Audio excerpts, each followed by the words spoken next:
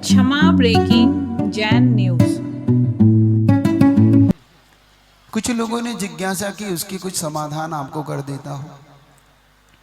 लोगों ने हमारी पूर्व परिचय का जानने का पुरुषार्थ किया। कुछ लोगों ने ये पूछा आपकी माँ कौन है, किसी ने पूछा पिता कौन है, परिवार में कौन कौन है। तो वैसे मैं बताता नहीं, फिर भी आज कहूँ तो बता दूं। आपका अगर हो मंतव्य तो बता दूं, बता देता। चूंकि आपने पूछा तो मैं बताने को मुझे कोई आवश्यकता नहीं, फिर भी बता देता हूं। मेरी माँ, जिसने मुझे पाला, जिसने मुझे जन्म दिया, वो इस संसार की सबसे सुंदर माँ है, थी, है और रहेगी। मेरी माँ की एक माँ जिसको मैं दादी माँ कहता था, वो भी बहुत अच्छी थी। क्योंकि वो दादी माँ थी जिसने मेरी माँ को पाला था। मेरी माँ कृष्ण की तरह पली। जैसे कृष्ण एक देवकी ने जन्म दिया और यशोदा ने पाला, ऐसी माँ, मेरी माँ को भी दो लोगों ने पाला। एक देवकी ने जिसने जन्म दिया, एक यशोदा जिसने उसको पाला।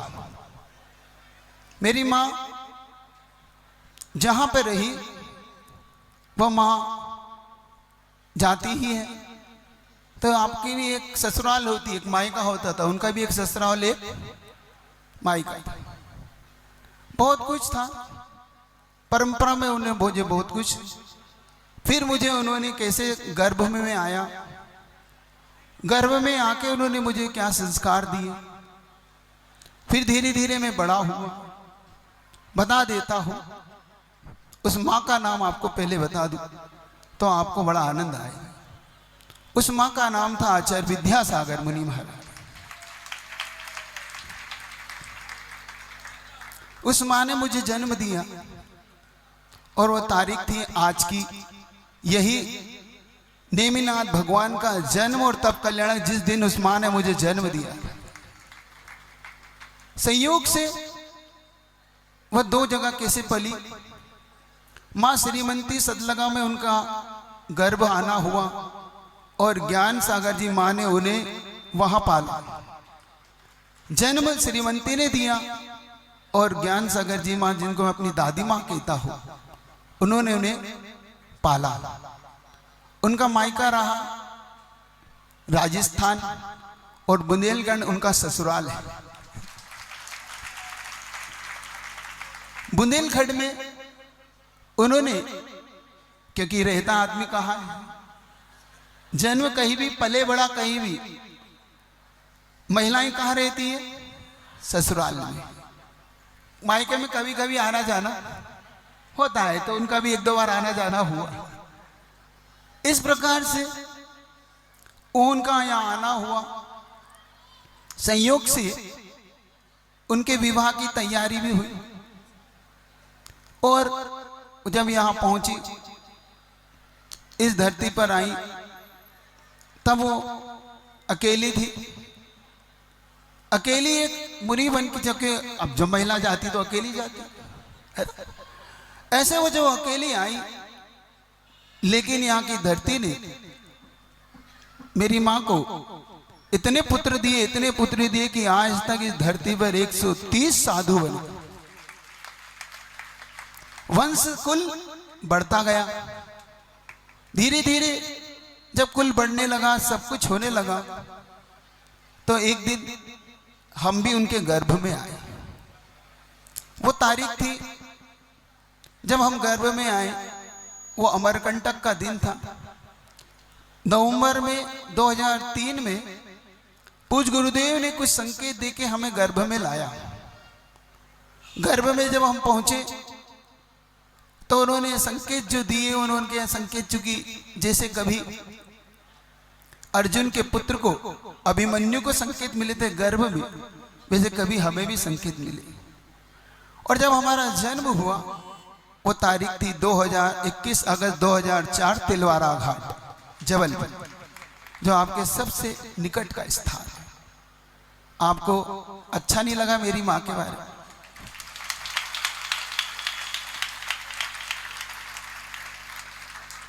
वो है मेरी जन्मदात्री। अब मैं कैसे उनके घर में पला बड़ा, वो किस्सा आपको सुना जो आपको सुनने के लिए काफी कल से ललायक थे। कल घटना छूटी थी जब हम व्रत लेने के लिए नेमावर में पहुंचे थे और पूर्व जन्म की इस काया के जन्म देने वाले माता पिता, जिन्होंने मुझे 6 महीने करीब का व्रत दिलवाया था, ऐसी मांग की थी और पूज्य गुरुदेव से बड़ी कठिनाई से निवेदन करके, सुबह मैंने उसको थोड़ा सा बताया था, फिर भी जो जनता नहीं थी उनके लिए थोड़ा खोल देता हूँ। गुरुदेव के मन में कुछ नहीं होता, गुरुदेव के मन में मात्र समर्पण देखने की भावना होती कि आपका कितना समर्पण।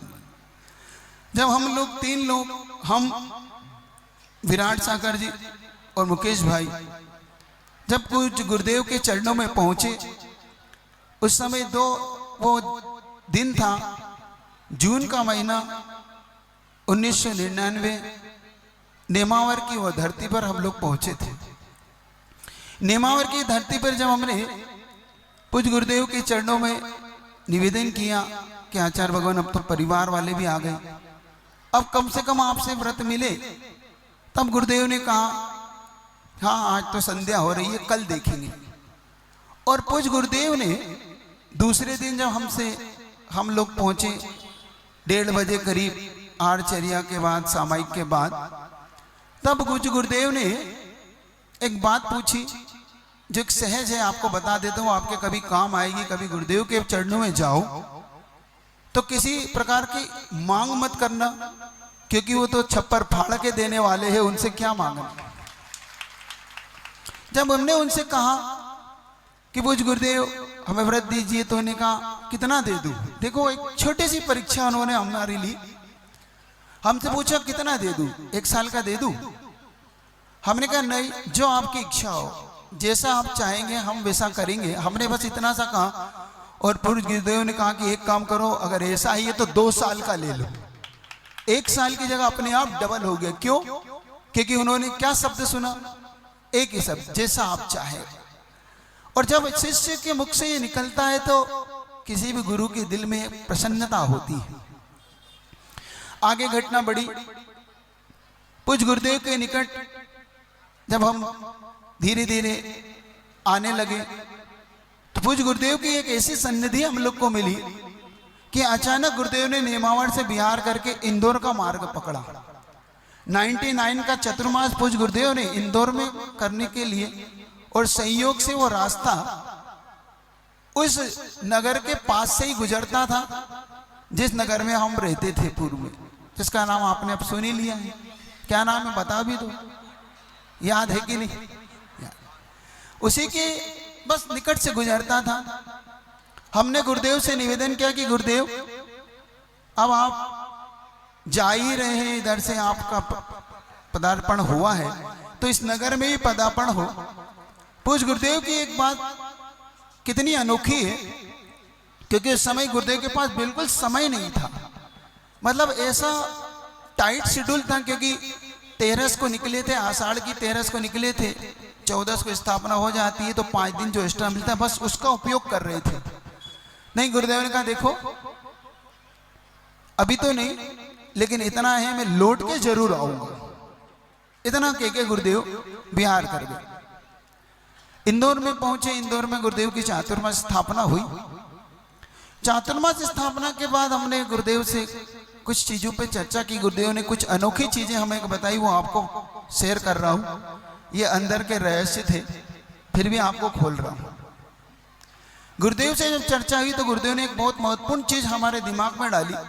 हम तीनों को, चूंकि वहां पे भीड़ थी, भीड़ में ऐसे बाहर में धक्के खा रहे थे हम लोग, तीनों के तीनों, हम मुकेश भाई वगैरह। तो गुरुदेव ने देखा और गुरुदेव ने कहा ऐसे करके संकेत दिया। हमें आश्चर्य लगा कि हमें बुला रहा है कि आस पास में। हमने देखा कौन को बुला, तो गुरुदेव ने इन तीनों को ही, तो तीनों हम लोग अंदर गए। गुरुदेव ने जो संकेत दिया वो समझना अपनी जिंदगी में कितना महत्वपूर्ण संकेत होता है। गुरुदेव कहते हैं आप लोग को क्या है आगे आपके बिना, तो एक ही भावना रखी कि आचार्य भगवान हमें स्वाध्याय करना है। हमने आज तक कुछ पढ़ा नहीं है, क्योंकि मैंने आपको बता दिया था कल की मैं जीरो था। हीरो बनाने वाले तो आचार्य विद्यासागर महाराज है, तुम अगर मानते हो तो। उन्होंने संकेत में एक बात कही कि तुम लोगों को अब कहीं भटकना नहीं है, किसी आश्रम में नहीं जाना है, किसी संस्था में पढ़ने नहीं जाना है, किसी पंडित, किसी विद्वान, किसी ब्रह्मचारी के पास नहीं जाना है। तुम्हें चिंता की बात नहीं है, तुम्हें मैं पढ़ाऊंगा, इसकी जवाबदारी अब मेरी रही। इतना बड़ा जब आश्वासन हमें मिला तो हम सोच भी नहीं सकते थे जैसे किसी गरीब को, कोई भिखारी हो दर दर का, जो एक रोटी को तरस रहा हो, उसकी झोली में अचानक कहीं हीरे आके गिर जाए तो उसे कैसा महसूस होता हो। बस ऐसा ही कुछ उस दिन महसूस हो रहा था अंदर से। वो गदगद भाव हो रहा था कि पूज गुरुदेव क्या सोच लिया हमारे लिए, और जो गुरुदेव ने सोच ही लिया है तो कम से कम अब कुछ अच्छा ही होगा। संयोग से गुरुदेव ने बस अपनी बात को पूरा करा, और गुरुदेव के संकेत के अनुसार फिर हमने कहीं भी आना जाना बंद कर दिया। सिर्फ गुरुदेव के चरणों में जाते थे, और जिस संघ से थोड़ा सा जुड़े थे वो आरिका प्रशांत के, उस संघ में आना जाना होता था। बाकी सारी जगहों पे स्टाफ, किसी से ज्यादा अपना कुछ लेना देना नहीं। एक चीज की एक बहुत अच्छी चीज कहता हूं, त्यागी वृत्तियों के लिए बता देता हूं, जो मुझे सीखने को मिली। जो बहुत जल्दीबाजी आप कर जाते हैं, जो लोग नए नए व्रत लेते हैं, एकदम नया व्रत लेते हैं और एकदम अपने आप को चेंजेस लाते हैं, वो तो मैं बता देता हूं, वो गलती कभी नहीं करना। प्रमाण सागर जी महाराज हमें मिले, मैंने बताया था आपको कल। तो प्रमाण सागर जी ने एक बहुत अच्छी हमें कहा कि देखो तुम्हारे जब व्रत हो गए 1 साल के 2 साल के हम लोग के, तो उन्होंने एक चीज कही कि तुम लोग के व्रत हो गए लेकिन अभी तुम्हारी ड्रेस चेंज नहीं हुई, ना तुम्हारी प्रतिमाएं हुई, इसलिए तुम होटलों में नहीं खाना, ये तक तो ठीक है, लेकिन कहीं ऐसे अवसर आ जाए गुरुदेव के पास जाने का तो वहां की भोजनशाला की छूट जरूर रख लेना, क्योंकि तुम जाओगे और अचानक तुमने सारे त्याग कर दी तो फिर तुम्हारी भोजन की समस्या सबसे ज्यादा हो जाती है। जो लोग अचानक व्रत ले लेते हैं वो सारे एकदम ऐसे होते हैं, घर में ही साधु हो जाते हैं। वो एक है अंदर से एक हुक उठती है ना, तो जो घर में साधु हो जाते फिर ओरिजिनल में साधु नहीं बन पाते। वो मैं बता रहा हूं, जो घर में साधु हो जाते हैं वो ओरिजिनल में साधु नहीं बन पाते। क्यों? क्योंकि वो अपने शरीर को ऐसा तोड़ लेते हैं, ऐसा बिल्कुल नष्ट कर देते हैं कि वो साधु बनने की साधना ही उनके योग्य हो ही नहीं पाते। तो मेरा नए क्या कह दूं, कम नमाज पढ़े तो ज्यादा खाता है, ज्यादा नमाज पढ़े तो उतनी ही पढ़े जितनी जरूरत है। वो संकेत हमारे काम आया। हम गुरुदेव के पास पहुंचे भी और ऐसे अमरकंटक कई जगहों पे वो हमारे साथ रहा, वो संकेत तो हमें सुविधाएं रही, लेकिन गुरुदेव की मान अनुकंपा थी कि कभी एक आध दिन ही हमें ऐसा होता था और अचानक सारे लोग जैसे ही पहचान जाते थे कि गुरुदेव ने व्रत दे रखा है तो अपने आप ही खींच लेते थे कि नहीं भैया इधर उधर मत जाओ। अब आजीवन कैसे हुआ ये बता देता हूँ आपको। गुरुदेव के चरणों में हम लोग इंदौर में पहुंच के, इंदौर में गुरुदेव रिटर्न हुए। रिटर्न होने के बाद आचार्य जी ने अपना जो आशीर्वाद हमें दे रखा था कि मैं आऊंगा, और गुरुदेव रिटर्न इंदौर से ऐसे लौटे जब इंदौर का वहां का विधान हुआ, उस विधान से जैसे ही स्टेज से उतरे गुरुदेव पूछते हाटपिलिया का रास्ता कौन सा है, मुझे वहां जाना। और गुरुदेव ने सीधा रास्ता स्टेज से ही सीधा वो हाटपिलिया के रास्ते में बढ़ चले, और तब खबर लगी कि आचार्य भगवान उस तरफ बढ़ रहे हैं। हम लोग दौड़े, हम लोग पूरे मनोभाव से गुरुदेव के चरणों में पहुंचे। गुरुदेव ने बड़े खुश होके जो उनकी मुस्कान जिसके लिए वो प्रसिद्ध हैं, वो मुस्कान हमें मिली, जिसके लिए गुरुदेव प्रसिद्ध हैं अपनी मुस्कान के लिए, वो मुस्कान भीनी सी मुस्कान। और उनका वृद्धहस्त जब आया तो बस इतना कहते क्यों आ गए हाटपिलिया वाले, और उस रास्ते पे बढ़ चले। और उस समय गुरुदेव कमंडल देते थे, तो संयोग से इंदौर वालों के पास कमंडल था, तो गुरुदेव संकेत के कहते हैं अब इनको दे दो, ये इनके यहाँ जाना है। और कमंडल उन्होंने हम लोग को पकड़ाया। हम लोग बड़े बता दिया था कल कि आहार नहीं मिल पाया, किसी को कुछ गिफ्ट मिलती है, किसी को कुछ गिफ्ट मिलती है। तो आहार कराने का जो अवसर मिला भाई महावीर को और मुकेश भाई को मिला, लेकिन मुझे नहीं पता था गुरुदेव और कुछ सोच रखा है, किसी को कुछ गिफ्ट तो किसी को कुछ गिफ्ट, उनको आहार की गिफ्ट और हमें मुनि बनने की गिफ्ट देना था। तो हमने बोली ये भी एक अपना भाग्य। जब गुरुदेव वहां से आगे बढ़े, अचानक तिलवारा घाट 2000 में गर्मी के आसपास विराजमान थे वो। अब आपको याद है कि नहीं मुझे नहीं पता। 2000 जब हम लोग की ड्रेस चेंज होना थी, वो घटना आपको बता रहा हूं। गुरुदेव के संकेत हम लोग को पहुंचे और गुरुदेव ने कह ही रखा था कि तुम्हें कहीं भटकना नहीं है। अब तब हमने कहा कि आचार्य भगवान ने संकेत दिया है पढ़ने का, तो हम तो उनके संकेत के अनुसार जाएंगे। तब हमें पूज्य अक्षय सागर जी महाराज का संकेत आया कि आप लोग को स्वाध्याय के लिए आना है, लेकिन हम इतने बड़े वाले थे, अब मूर्खानंद तो थे ही, कुछ जानते तो थे ही नहीं। तो हमने कहा नहीं, हमें तो गुरुजी बुलाएंगे तो जाएंगे। हमने आई जाई बात कर दी। जब 2 या 3 बार संकेत हो गए तो हम नहीं पहुंचे हम लोग। तो फिर उनकी तीसरी बार खबर आई सही चावल वालों की, जो चावल वाले हैं ना वहां पे, है ना, क्या नाम है, अशोक जी, हाँ अशोक जी की फोन आया कि आपको आचार्य श्री बुला रहे हैं कि आपको आना नहीं है। तो हमने कहा आचार्य श्री बुला रहे फिर तो जाना ही है, और बिना घर में कुछ बताए, क्योंकि घर वालों को बताना नहीं था, और अपना बस्ता बोरिया बांधा, 1-2 जोड़ी कपड़े रखे, एक बैग उठाया, तीनों ने आपस में सलाह की और चल दिए। घर वाले पूछते रहे कहाँ जा रहे हो, तो कहना हमने कहा दर्शन करना है, बहुत दिन हो गए आचार्य श्री के, सो निकल पड़े। और आचार्य श्री के दर्शन करने पहुंचे और बीना बारा में आचार्य श्री बिहार करके पहुंच चुके थे। जब वो दिन था दिसंबर का, जब आचार्य भगवान बीना बारा में पहुंचे थे, जब बीना बारा में हम लोग पहुंचे तो गुरुदेव बिल्कुल आहार के लिए उतर रहे थे और हम बिल्कुल वहां प्रवेश कर रहे थे। शुद्धि करके आचार्य श्री उतर ही रहे थे, तो आचार्य श्री कहते क्यों तुम लोग बस से आए, ट्रेन से आए, हवाई जहाज से आए, काय से आए हो, क्योंकि इतने दिन बाद आए हो। और हम समझ ही नहीं पाए, हम लोग बुद्धू राम ऐसे कि हमने कहते हम तो ट्रेन से आए। हमने उनसे कह दिया हम तो ट्रेन से आए हैं। और जब हमने कह दिया तो आचार्य से उसको आके कहते हाँ ठीक ठीक। और फिर गुरुदेव ने जो संयोजना बिठाई, हम 15 ब्रह्मचारियों को लेकर वहाँ पे संयोजना बैठी और 15 लोग की ड्रेस चेंज हुई। और ड्रेस आपको पता है क्या मिली थी, ड्रेस में एक टोपी, एक कुर्ता, एक धोती और एक दुपट्टा विद्वानों वाला, वो मिला। वो मिलने के बाद आचार्य भगवान ने 14 दिसंबर का वो दिन था 2000 का, जब आचार्य भगवान ने हमारी ड्रेस चेंज की थी। ड्रेस चेंज हुई, ड्रेस चेंज होने के बाद आचार्य भगवान 2000 का जो एक कप आपको बड़े बाबा का मस्तअभिषेक याद होगा, उस मस्तअभिषेक में आए। मस्तअभिषेक में आके आचार्य भगवान ने फरवरी में वो पंचरणक किया। फरवरी में पंचरणक करने के बाद आचार्य भगवान ने कहा अब आप लोग को घर जाना है। हमने कहा अचानक अब ये घर कैसे जाएंगे, और मालवा में तो वैसे ही पैटर्न नहीं है, घर जाके करेंगे क्या, वहां पर तो कोई शुद्धि सोला ज्यादा टच नहीं हो पाएगा, क्योंकि अब वो घर में रहना है। तो अब घर में पहुंच गए, घर में आचार्य सिंह ने भेज तो दिया, लेकिन आचार्य सिंह एक बहुत बड़ा संकेत दिया।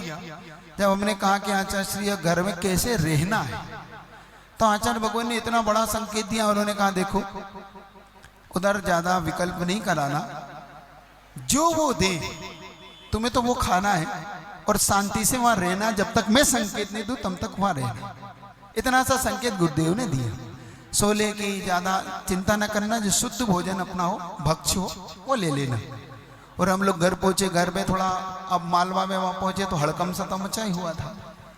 क्यों, क्योंकि वहां पे तो कोई पहली बार तो कोई ब्रह्मचारी निकले थे, 3 पहली बार तो वहां से अब लोग निकले थे। उन्होंने एकदम अचानक से उन्होंने देखा कि ये लोग आए हैं, उन्होंने वहां पे पूछताछ की आप लोग क्या करेंगे, कैसे लेंगे। हमने कहा नहीं, आचार्य भगवान ने कहा है सब नॉर्मल ले। फिर गुरुदेव का संकेत आया तिलवारा में। तिलवारा में यहाँ से अब हमारा सारा बदलाव आया पढ़ाई का। अब गुरुदेव ने हमें कैसे पढ़ाया, गुरुदेव ने वहां पर तत्वार्थ श्रुति की वाचना, मतलब हम लोग को स्वाध्याय शुरू किया था। और संयोग से मैं जिनसे पढ़ा, हम 15 के 15 ब्रह्मचारी पढ़े, वो पूज्य समय सागर जी महाराज हमारे ज्ञान गुरु हैं। पूज्य समय सागर जी महाराज को मैं अपना ज्ञान गुरु मानता हूं।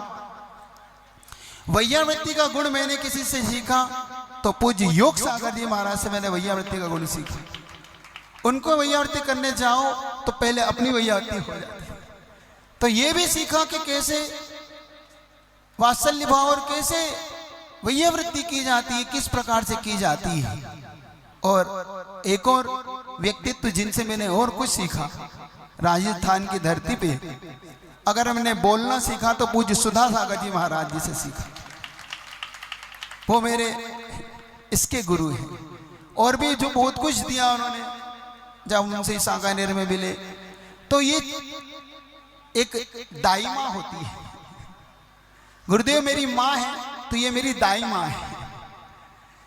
समय सागर जी ने ज्ञान गुरु के रूप में मेरे लिए सब कुछ दिया, वात्सल्य के रूप में दिया, योग सागर जी ने वैयावृत्ति के रूप में दिया, और सुधा सागर जी ने मुझे जब बड़ा होता है बच्चा तो बोलना भी सिखाता है, वो मुझे सिखाया।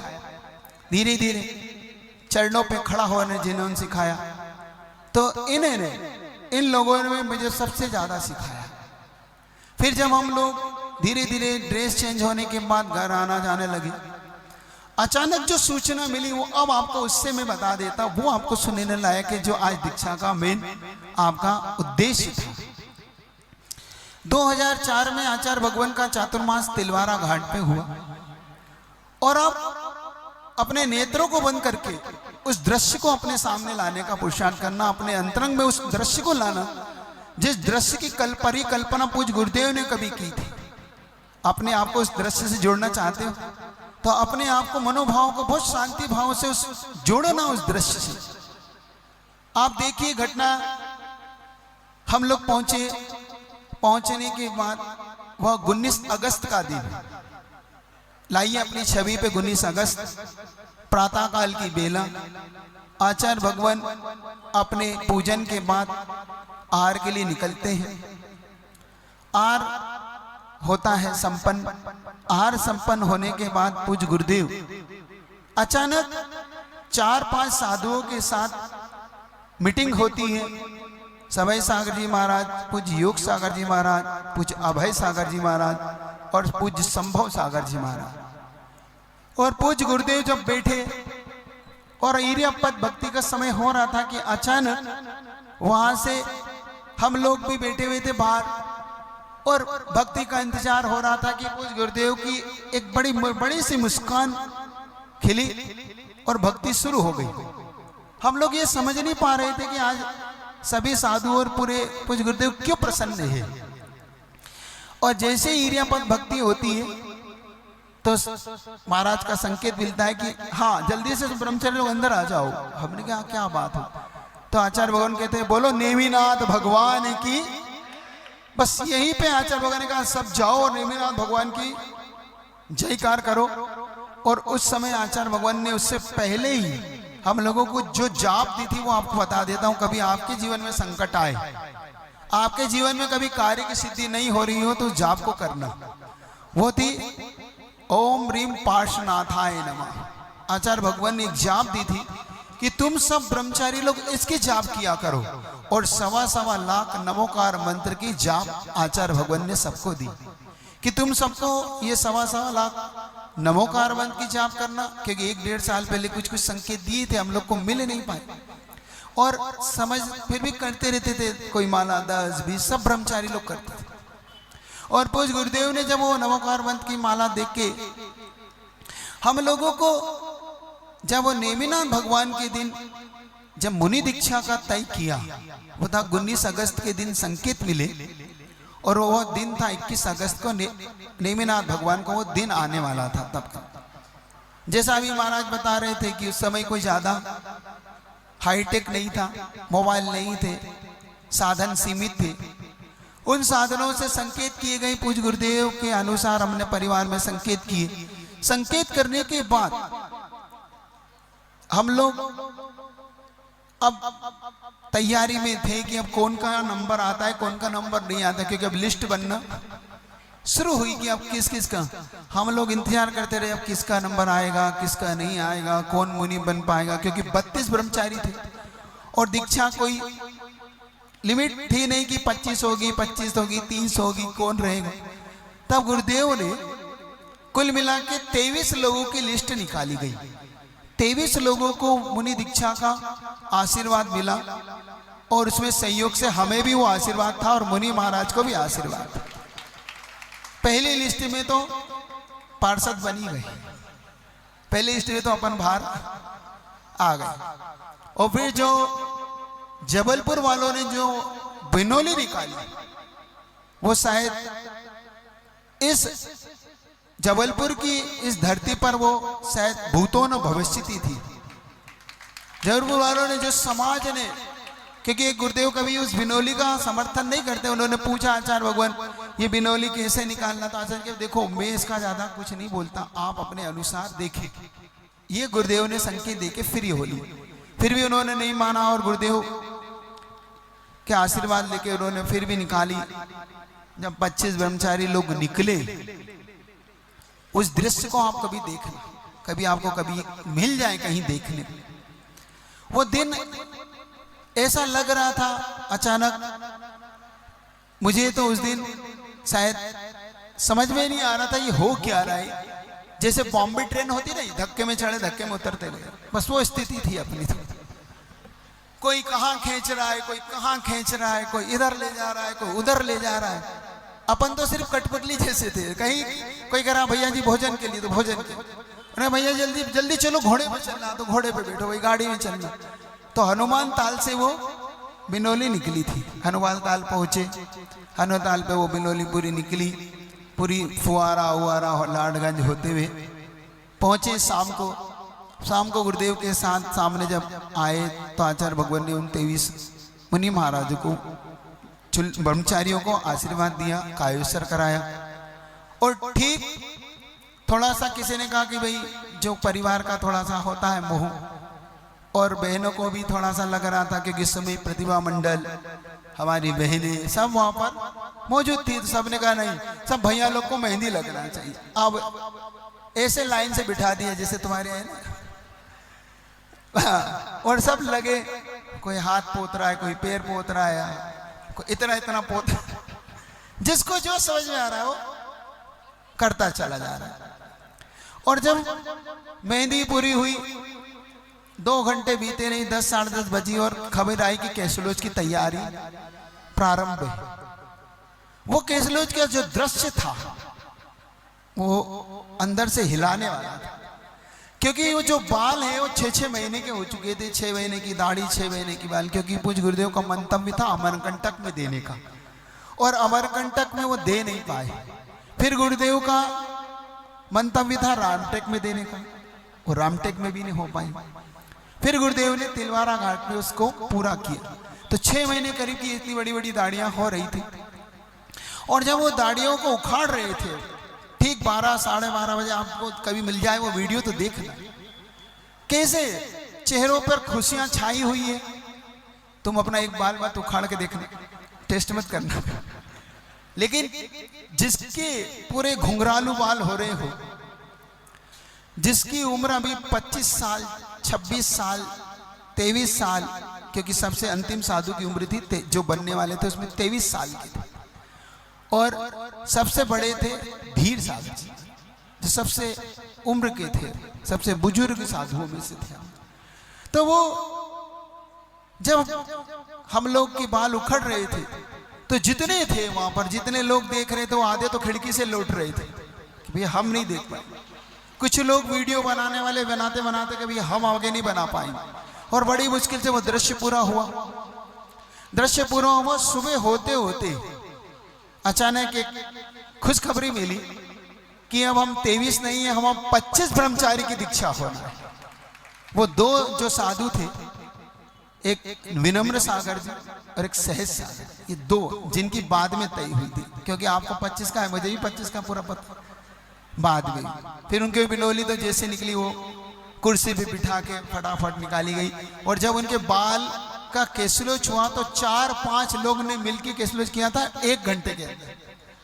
क्योंकि फिर ठीक 1 बजे, अब वो दृश्य आपके सामने ला रहा हूं, जब पूज्य गुरुदेव ने 1 बजे हम लोग आचार्य भगवान के पीछे पीछे सारे साधु और हम लोग स्टेज पे पहुंचे। पूज्य गुरुदेव का मुख पूर्व दिशा में था, हम लोग का मुख उत्तर दिशा में था, और वो दृश्य जब सामने आया, वो देखना अब क्या दृश्य था, अद्भुत वो दृश्य था। पूज्य गुरुदेव ने ठीक 1:30 बजे करीब हम लोग को सबको माइक मिलते गए, सब लोग अपने निवेदन प्रस्तुत करते गए, प्रस्तुत एक एक करके हुए। ठीक 2, सवा 2, 2:30 तक सबके निवेदन पूरे हुए और पूज्य गुरुदेव ने संस्कार करना शुरू किए, एक एक करके। जब वो संस्कार होते गए, पहले स्वस्तिक का संस्कार हुआ, बाद में फिर लोगों का क्षेपण हुआ, फिर कुछ केसलोच के संस्कार हुए, अंत में जो संस्कार हुआ वो अद्भुत था। वो संस्कार में आचार्य भगवान ने स्टेज से जैसे ही ये घोषणा की कि ब्रह्मचारी लोग अब खड़े हो जाए, और जब 25 ब्रह्मचारी लोग खड़े थे तो आपको ये जानकर आश्चर्य होगा कि आदो ने अपनी गठान खोल रखी थी, अपने सारे ऊपर के दुपट्टों की गठाने, धोती की गठाने, जैसे बिल्कुल उन्हें बहुत बड़ा भार हो रहा हो। और पूज्य गुरुदेव बोलते बोलते कि हाँ रुको रुको रुको, इतने में तो 25 के 25 दिगंबर मुद्रा में खड़े थे। और वो दृश्य जब सामने था, वो दृश्य जब गुरुदेव की निगाह में घूम रहा था, देवादिदेवाय दिगंबराय प्रशांत रूपाय दिगंबराय, जब इस तरीके के शब्द गुरुदेव के निकल रहे थे और गुरुदेव ने संकेत दिया। हम उस वीडियो में तुम्हें देखेंगे तो उसमें एक चीज बता देता, वो जो मैं रहस्य की थी नहीं बता रहा था, फिर भी बता देता। उसमें सब बैठ गए थे, मैं खड़ा रह गया था, देखा नहीं, चूंकि मैं आंख बंद करके खड़ा था। मैंने कहा भाई अब सब बैठेंगे, तो अपन कायसर में थे। मुझे बिल्कुल ही पता नहीं था, क्योंकि मुझे किसी ने वीडियो बाद में दिखाई कि आप खड़े रह गए, सब बैठ गए। फिर किसी ने मुझे पीछे से टच किया, तो फिर वो टच करके मैं बैठ पाया। जब मुझे किसी ने टच किया तो मैंने कहा अच्छा ठीक है, सब बैठ गए, फिर हम बैठे। फिर गुरुदेव ने जो आगे प्रक्रिया की, पीछी दी, कमंडल दी, और उसके बाद का जो दृश्य था, अब उस दृश्य को देखिएगा। पूज्य गुरुदेव कहते हैं अपने हाथ में इस तरीके से गुरुदेव ने पीछे उठाई, हमें तो पता भी नहीं था कि क्या करना है। और गुरुदेव कहते हैं अब मैं नमोस्तु कर रहा हूं, तुम नमोस्तु करना। तो गुरुदेव कहते हैं नमोस्तु, तो हम लोग समझ नहीं पा रहे थे क्या करना। तो उधर से मुनि महाराज कहते हैं नमोस्तु करो गुरुदेव को, नमोस्तु करो गुरुदेव को। पहली बार जब कोई मुनि बनता है तो गुरु भी उस शिष्य को नमोस्तु निवेदित करता है। ये पहली बार मैंने आश्चर्य से भर के देखा था। वो कौन सी विशुद्धि, कौन सा वो कार्य होता होगा जिसमें गुरु को भी अंदर इतना आनंद देता है। फिर गुरुदेव ने सबके नाम रखे, वो आपको पता है। फिर एक एक करके सबके नाम रखे गए, और सबसे बुरा दिन, सबसे अच्छा दिन था वो 2004 का 21 अगस्त का, और सबसे दुर्घटनाग्रस्त था 13 मार्च 2014 का, जब गुरुदेव की शरण से मुझे छूटना, हम तीनों महाराज को उनकी आज्ञा से बिहार करना पड़ा। ये पूरी यात्रा में आचार्य भगवान का जो आशीष बना रहा, वो गजब का आशीष था। जो कुछ भी हम चल पाए, जो कुछ भी कर पाए, अब वो बताता हूं आचार्य भगवान का आशीर्वाद क्या होता है, कैसे गुरु का शिष्य पे विश्वास होता है, और कब शिष्य को लगता है कि गुरु ने हम पे विश्वास किया होगा, क्या गुरुदेव ने हम पे विश्वास करके भेजा होगा, और कैसे उसको हमने प्राप्त किया होगा। यह घटना बड़ौत की है। मेरे सेना उस समय 56 इंच का होगी जब गुरुदेव के वो शब्द मैंने सुने। तुम सुनना चाहते हो? सुनना। जब गुरुदेव ने बड़ौत में, हम पंचगढ़ा की चर्चा चली, बड़ौत पंचगढ़ा के अंदर आचार्य भगवान के पास यहाँ से जब संघ से लेटर गया कि बड़ौत पंचगढ़ा करवाना चाहते हैं, मई का महीना था। आचार्य भगवान के पास जब लेटर पहुंचा अप्रैल के, चूंकि वो मई से पहले अप्रैल में ही वो लेटर को हमने बड़ौत वालों के हाथ में पहुंचाया। जब बड़ौत वालों के हाथ से वो लेटर पहुंचा तो हमने एक बात कही थी हम लोगों ने कि आचार्य भगवान से विधानाचार पूछ लेना, प्रतिष्ठाचार पूछ लेना। आपको लगेगा इसके बाद कि क्या गुरु की कृपा होती है शिष्य पर, कैसी छटा बिखरती है उनके आशीर्वाद की। और अचानक वो आचार्य के पास वो खबर गई, आचार्य से इतना सा कहा कि आचार्य भगवान तीनों मुनों नमोस्तुका, और ये पत्र दिया, पत्र पढ़ा। आचार्य जी कहते हाँ आज पंचगणना करना है आप लोगों को। हाँ आचार्य से हम पंचगणना के आशीर्वाद के लिए आए। तो आचार्य कहा हाँ ठीक है पंचगणना कर ले, आशीर्वाद है। तब उन्होंने कहा कि आचार्य से मुनि महाराजों ने कहा है कि आप प्रतिष्ठाचार बता दें। तो आचार्य से थोड़ी देर सोचते रहे, फिर कहते उनसे कहना वो कर लेंगे, वो उनसे कहना उन्हें जिसको भी करना वो कर ले। बड़ौत वालों ने बहुत बड़ी बात कही, वो सुनिएगा और इसके बाद जो उत्तर आया वो मुझे आनंद देता है, आज भी मुझे प्रसन्न करता है। उनका नहीं आचार्य से गुरुदेव तीनों मुनि महाराज ने कहा है कि नहीं, जब तक गुरुदेव प्रतिष्ठाचार का नाम ना ले तब तक तुम्हें उठना नहीं है वहां से। तो आचार्य श्री ने मुस्कुरा के एक बात कही। आचार्य जी कहते हैं हाँ हाँ मैं जानता हूँ, मेरी आज्ञा के बिना एक कदम नहीं उठाते, फिर भी कह देना कि वो पढ़ो तो गलत कर लो। जब गुरु के मुख से ये शब्द सुना, उन्होंने जब बताया मुझे कि आचार्य श्री का आपका पे कितना ट्रस्ट है, कितना विश्वास है आपके ऊपर, आप संघ पे कितना विश्वास है तीनों मुनि महाराज पे, कि उन्होंने कहा नहीं मुझे पता है कि मेरी आज्ञा के बिना वो एक कदम नहीं चलते, इसलिए जाओ उनसे कह देना कि वो पंचगणना के लिए जिसको प्रतिष्ठाचार चाहे वो कर ले। एक दूसरी घटना अंतिम बता के महाराज को माइक सौंपता हूं। आचार्य भगवान का ये दूसरा एक और आशीर्वाद जो मिला वो मेरे दिल को आज तक प्रसन्नता देता है। वो ऋषभ बिहार का पंचगणना था 2019 का। 2019 में ऋषभ बिहार में हमने पंचगणना किया, वो होते होते 2020 हो चुका था।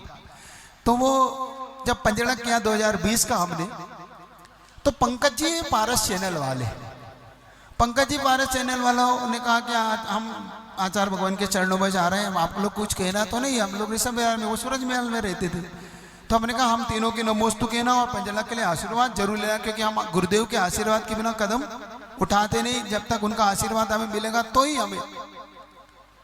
और संयोग से उन्होंने गुरुदेव के चरणों में निवेदन किया कि आचार्य भगवान वह ऋषभ बिहार में तीनों मुनि महाराजों ने, क्योंकि उस समय 5 छुल्लक जी नहीं थे हमारे, उस समय हम तीनों ही मुनि महाराज थे, और निवेदन किया कि आचार्य श्री ने नमोस्तु बोला था, कहा आशीर्वाद दे देना।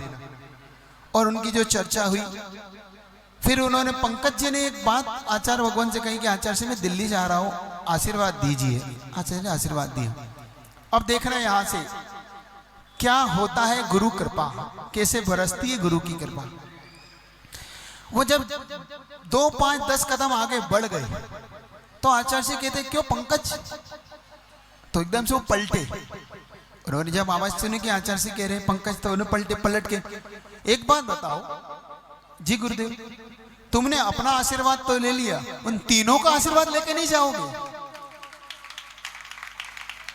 तीनों का आशीर्वाद नहीं ले जाओगे मेरे? जाओ तीनों से कहना मेरा आशीर्वाद है, पंचगणना अच्छा होगा। और वो ऋषभ बिहार का पंचगणना अद्भुत पंचगणना था। बस गुरु कृपा जब बरसती है, तो गुरु कृपा जब ऐसी बरसती है तब कुछ मनोभाव आता है। 4 पंक्तियां के अपनी बात को पूरी कर देता हूं। कभी मैंने कविता लिखी नहीं है, हंसना नहीं, फिर भी कविता कभी लिखी नहीं है मेरे पहली कविता है जो मैंने लिखने का पुरुषार्थ अपने जीवन में किया है। कभी 4 लाइन, कविता मत कहो, उसे 4 लाइन कह लो, तुम शब्दों में बांध लो, क्योंकि कभी लिखता नहीं हूं, क्योंकि फिर भी मेरे दादा कवि है, मेरी माँ कवि है, तो सब पुत्र तो कहीं ना कहीं गुण थोड़ा बहुत तो आ ही जाता है, आधा की नहीं, क्योंकि दादा महाकवि थे, ज्ञान सागर जी महाकवि थे, और पिता तो थे ही आचार्य भगवान मुख माटी में महाकवि, उनकी अभी कविता अपने आप में फेमस है, फिर भी शब्दों में कुछ बाधा है। मेरी माँ जिसने मुझे इस संसार से निकाला है, मेरी माँ जिसने मुझे इस संसार से निकाला है, मुझे अपनी आशीर्वाद की छांव की तला पाला है। मेरी माँ जिसने मुझे संसार से निकाला है, मुझे अपने आशीर्वाद की छांव की तले पाला है। लोग उसे गुरुवर विद्यासागर जी कहते हैं और मैं उन्हें गुरुवर विद्यासागर जी वाला कहता हूं और लोग उन्हें सतलगा वाला कहते हैं। जिसने मुझे पग पग पर संभाला है, जिसने मुझे पग पग पर संभाला है, जिसने मुझे इस मोक्ष मार्ग पर डाला है, वो विद्या का सागर मेरा गुरु, जिसे लोग सतलगा वाला कहते हैं। जिसने जो सारे जग का रखवाला है, जो सारे जग का रखवाला है, लोग कहते हैं उन्हें किस्मत से पाया है। लोग कहते हैं तुमने उन्हें किस्मत से पाया है, और मैं कहता हूं वो किस्मत बनाने वाला है। वो किस्मत बनाने वाला है, उसे किस्मत से नहीं पाया जाता, वो स्वयं किस्मत बनाता है लोगों की। और अब सहपुरा वालों के लिए दो पंक्ति लीजिए, वो भी सहपुरा वालों में। सहपुरा वालों ने, लोग कहते हैं सहपुरा वालों ने इन्हें भगवान कृपा से पाया है। लोग आपसे कहते होंगे ना, आप भगवान की, पार्श्वनाथ भगवान की महान कृपा है, आपने उनको कृपा से पाया है। लोग कहते हैं तुमने उन्हें भगवान की कृपा से पाया है, और मैं कहता हूं वो तो भगवान को बनाने वाला है, वो तो सतलगा वाला है। इन्हीं भावनाओं से पूज्य गुरुदेव के चरणों में यहीं से विनंजलि देता हुआ, हे गुरुवर, आपके चरणों में ये जीवन अंतिम क्षण तक बीते, आपकी आज्ञा में, आपकी कृपा से जो ये शरण परंपरा पूरी अपने को मिली है, बस ये परंपरा अक्षुण्ण मिलती रहे, जीवन के अंतिम क्षण तक यह श्रवण संस्कृति हम पाल पाएं, आगे अगले भाव तक भी मिले, इसी भावना से बोलिए।